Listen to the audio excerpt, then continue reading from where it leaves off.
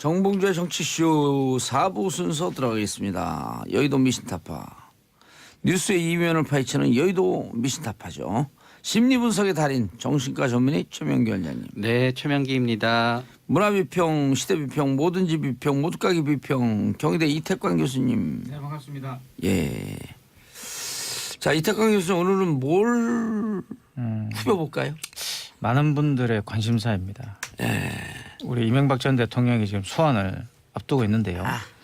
2월 말 아니면 3월 초에 지금 소환이 될 것이다.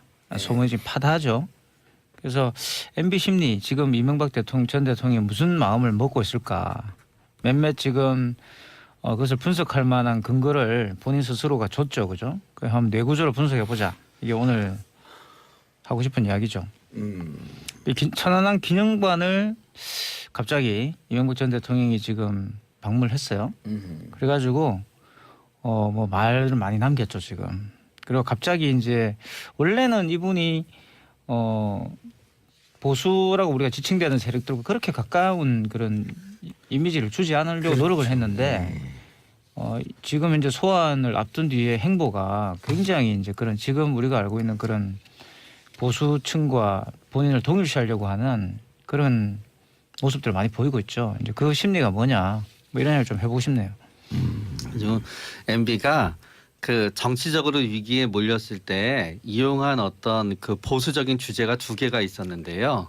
하나는 이제 천안함 폭침이었던 것 같아요. 그렇기 때문에 본인의 입장에서는 천안함 폭침이 자신의 입장에서는 그거를 갖다 그래도 어떤 의미에서 수습했다는 게 본인의 커다란 그 업적으로 본인은 기억하고 있을 거예요. 본인 자신의 입장에서는.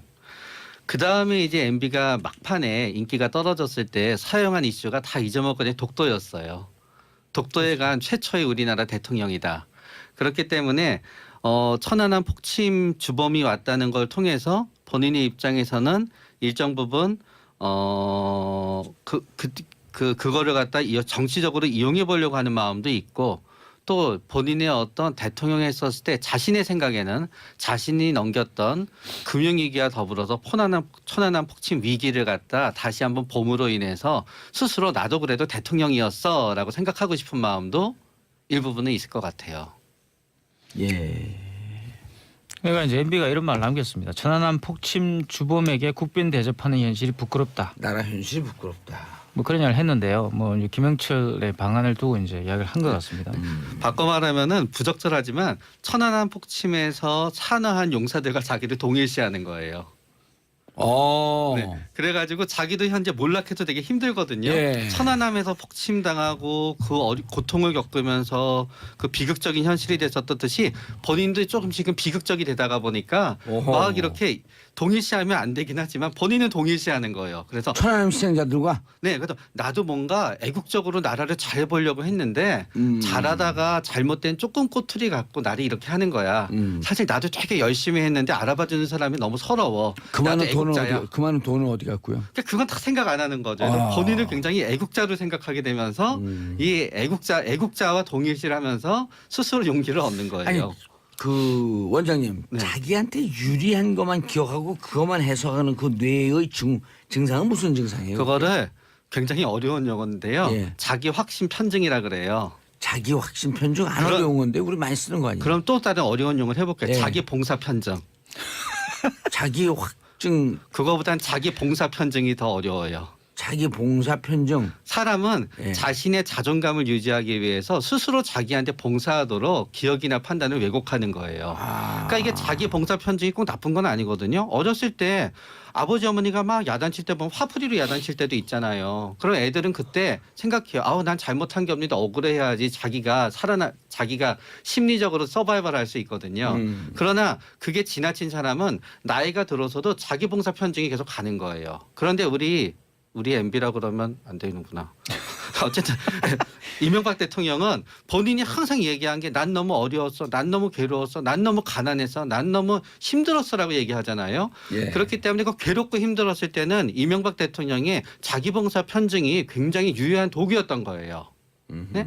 남들이 다 욕해도 난 내 길을 올바로 가고 있어. 그러나 충분히 성공한 후에 본인을 자성해야 되는 면에 있어서는 자기봉사 편증이 지금은 본인의 자성과 본인의 성찰과 본인의 변화를 막는 커다란 걸림돌이 되고 있는 거예요. 그런데 그 지금 막 불안해고 그러진 않을까요? 불안하죠. 불안하고 금방 이제 최 원장님 말씀하셨지만 예. 본인을 왜 이제 사륙 용사 천안함 때 희생된 그 사륙 용사와 본인을 동일시하는가? 동일시하는데 동의해요? 동의는 하지 않습니다. 그러니까 그 보면 이런 페이스북에다 본인을 이렇게 썼더라고요. 그럼 지금 그 최명규 원장님이 얘기한 거 동의하지 않는다는 아니 그러니까 거? 이명박 전 대통령이 그렇게 생각하는 것에 별로 동의하지 않는다고요. 생각하지 않는 그러니까 거에 최 원장님 대해서. 말씀에 저는 동의를 하고요. 그러니까 이런 말을 써놨어요. 페이스북에다가 지금도 가시면 보실 수 있는데 대한민국을 지키다 꽃다운 청춘을 바친 사륙 용사가 생각나 오늘 평택 천안함 기념관을 다녀왔습니다. 라고 썼어요.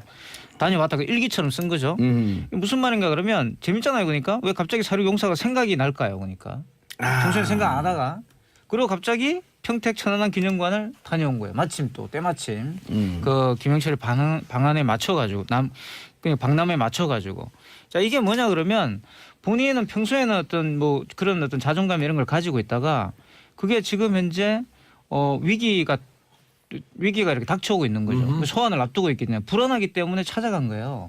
일반적으로 우리가 뭐 아버지의 무덤이라든가 또는 어머니의 무덤을 찾아가는 이유가 뭐죠? 본인에게 뭔가 위기가 올 때지 않습니까? 그러니까 이분은 왜 그럼 여기를 갔느냐? 아버지 어머니 무덤을 간 게 아니라 여기를 왜 갔느냐? 뭐 당연히 그거겠죠. 본인이 생각하는 그러니까 그 당시에 나의 어떤 그런 자존감을 확보시켜줬던 또는 그런 대통령 시절을 환기시켜주는 여러 가지 일 중에서 지금 현재 상황과 가장 맞는 그 지점을 찾아간 거예요. 예. 그러나 저는 제 생각에는 이명박 대통령은 초조하기는 하나 불안하지는 않을 것 같아요. 그것도 뭐예요? 왜냐하면 이명박 대통령은 굉장히 성격이 급한 사람이에요. 예. 그런데 불확실성을 갖다 대하게 됐어요. 그러면 불확실성을 대하게 됐을 때 그 불확실한 일이 굉장히 좋은 일이잖아요. 우리가 엄청 흥분해요. 야 떼돈 벌 것 같아. 흥분하는 거예요. 그런데 불확실한 일인데 굉장히 그게 나쁜 일일 때 아무리 성격이 급한 사람은 초조해요. 그러나 거기에다가 겁이 많은 게 더해지면 불안해져요. 그러나 이명박 대통령은 겁이 없는 사람이에요. 겁이 없고 계속 앞으로 나아가는 사람이거든요. 그렇기 때문에 초조하고 뭔가를 해야 된다고 생각하지만 아직까지는 본인한테 닥치기 전까지는 본인한테 닥칠 최악의 경우가 생긴다고 생각하지 않는 거예요. 그렇기 때문에 그거를 본인의 입장에서는 추진력이라고 본인은 생각한 거고 그 추진력이 여기까지 오게 했거든요. 그런 다음에 정치적 생명을 건 검찰 소환이 이명박 대통령이 처음이 아니에요. 제일 처음은 지금보다 옛날에 이제 총선 끝나고 나서 선거법 위반으로 수사받을 때 96년이죠. 검찰 수사를 한번 받았거든요. 그런 다음에 그때 한번 철저한 수사를 받고 어떤 의미에서 그때 그래가지고 당선 무효형이 내려졌지요. 그렇기 때문에 그때 한번 합숙 경험이 있어요. 그래가지고 대통령 선거 때도 계속 처음에 한나라당 경선 때 박근혜 전 대통령은 이제 그 지금의 최순실 씨와의 그 최씨 비전과의 관계를 갖다 계속 해답을 했어야 됐었고 이명박 대통령은 다스에 대해서 답을 했어야만 됐었잖아요. 둘 다 악재가 있었어요. 그러나 악재를 대처하는 내용을 보니까 한번 제대로 검찰 수사를 받아서 학습 경험이 된 이명박 대통령이 훨씬 더 일관되게 악재를 잘 대처하는 거예요. 그러다가 보니까 사람들이 이명박 대통령 쪽을 선택한 거예요. 위기 관리 능력이 있구나.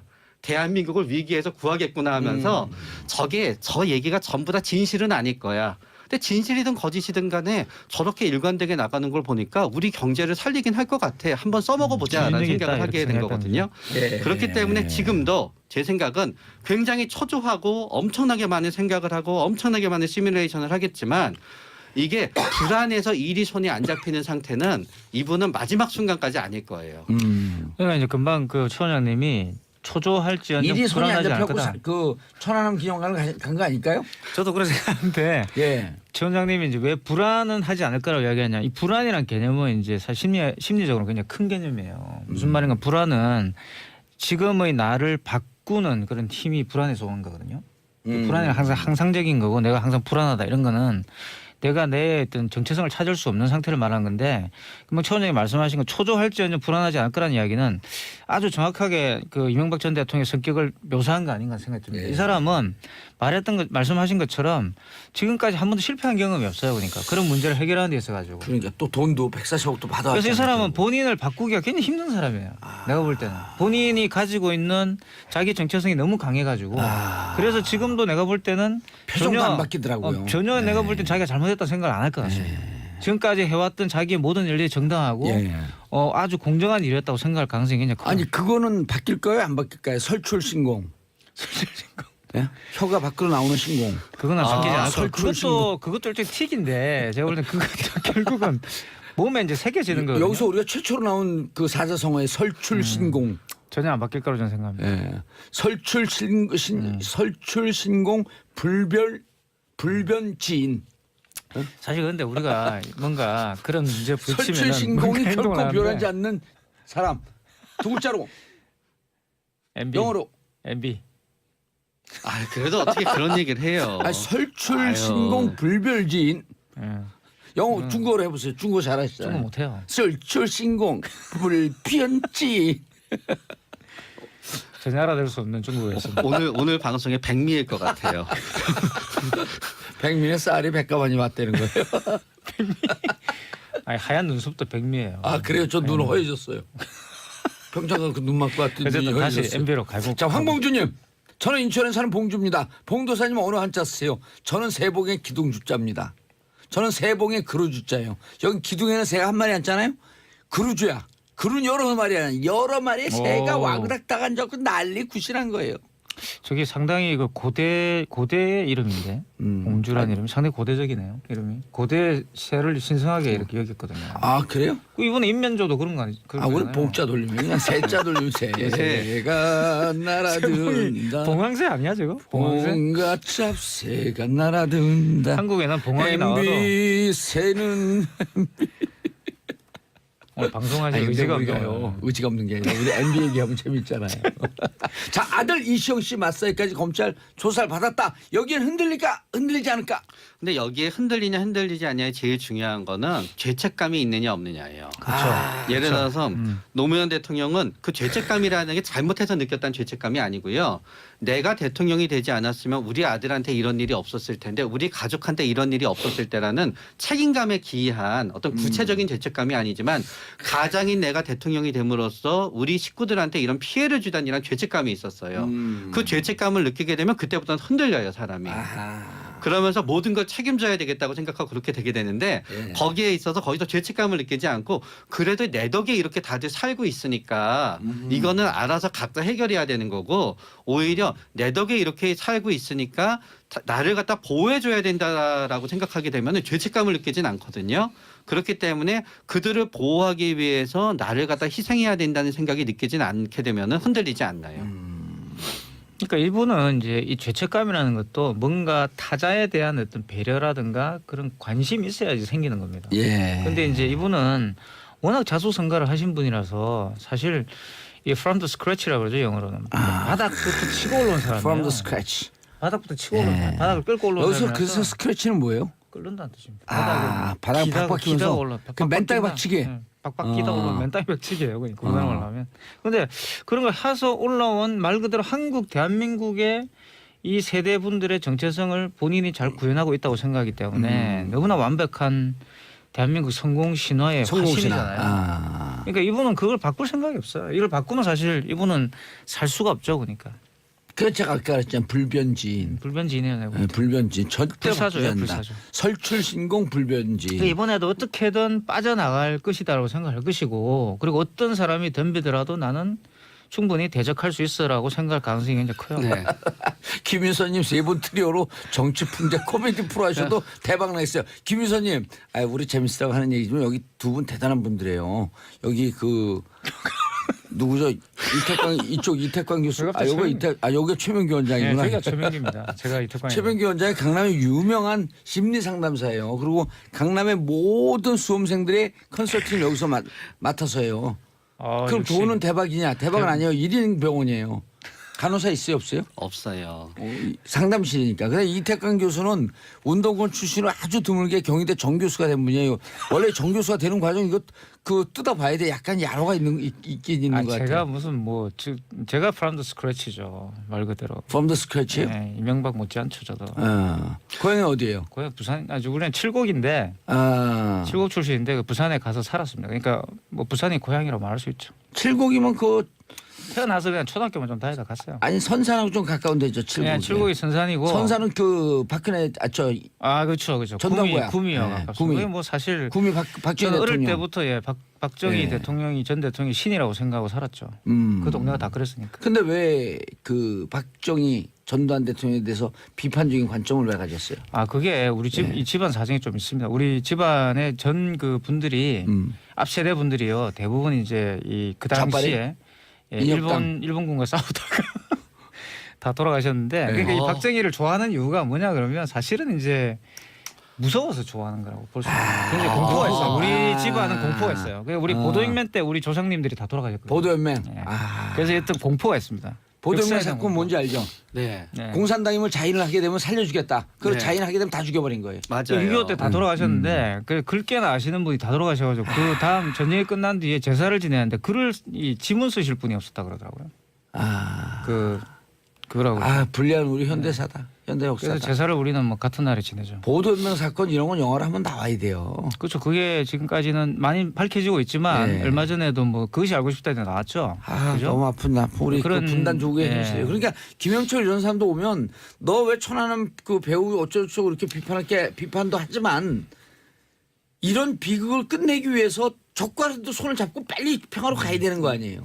빨리 평화 협정을 해가지고 이런 문제를 다 밝혀낸 사실 뭐 굉장히 숨겨진 범죄들이 많이 있습니다. 전쟁 범죄들이. 그렇죠. 찾아내야 되죠. 그런 걸. 자 마지막으로 측근들이 불리한 진술 쏟아내는데 마지막에 아들은 간데 아들은 불리한 진술 쏟아내지 않았어요. 다 배신했는데 아들만 배신하지 않았어. 아들 이시영 다 쓴 아버지 거다. 아니 아버지 게 아니다.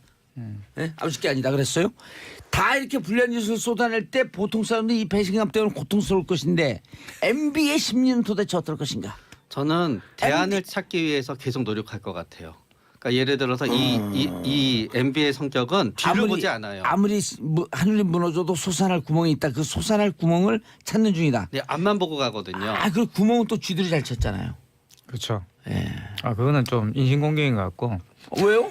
이거 팩트를 얘기한 거 그분하고 전혀 관계없는 내용이에요. 그렇죠. 팩트예요, 팩트. 근데 어쨌든 저는 MB는 쥐인간입니다. 그러니까. 네? 프로이트가 쥐인간이란 말을 하는데 이 쥐인간이 뭐 쥐라는 뜻이 아니고 비하하는 건 아니죠. 네, 쥐라는 네. 뜻은 아니고요. 그런 심리를 갖고 아버지에 있는. 대한 강박, 아버지에 대한 어떤 강박이 그러니까- 심한 사람이에요. 우리가 배트맨 영화 보잖아요. 네. 그 배트맨 영화가 프로이트의 쥐인간을 이제 그 보여주는 거죠. 컴플렉스를 갖다 영화를 만든 거예요. 그렇기 주인간에 상징한 거예요. 그러면 그게? 네, 꿈에 그 이제 쥐가 나타나는 거예요 계속. 그러니까 어떤 사람이 너무 쥐를 무서워해요. 그래가지고 왜 그렇게 쥐를 무서워하냐 프로이드가 분석해서 프로이드의 4가지 주명한 소재간이 늑대인간, 쥐인간 그래가지고 있어요. 그래서 그거를 갖고 배트맨도 일종의 된 거. 걔가 쥐를 처음에 박쥐를 무서워하다가 예. 박쥐에 대한 두려움을 극복하기 위해서 자기가 박쥐가 되는 게 배트맨의 나도 프로이트 심리학을 정신과적 다 스토리거든요. 열심히 봤는데. 그래서 측근들이 아무리 MB를 배신해도 이 MB는 절대 그런 느낌을 가지지 않을 거예요. 왜냐하면 본인은 이제 아버지에 대한 충성 이런 걸 갖고 있다고 생각. 아버지의 뜻에 따라서 자기는 성공했고 그런 일을 했고 여러 가지 이야기할 건 측근은 별로 중요하지 않습니다. 예. 자, 두 분 이태광 교수님, 최민기 원장님 수고하셨습니다. 감사합니다. 자, 오늘 끝입니다. 다음 주에 또 저는 이제 안 옵니다. 오늘 도사님도 수고 많이 하셨습니다. 예. 감사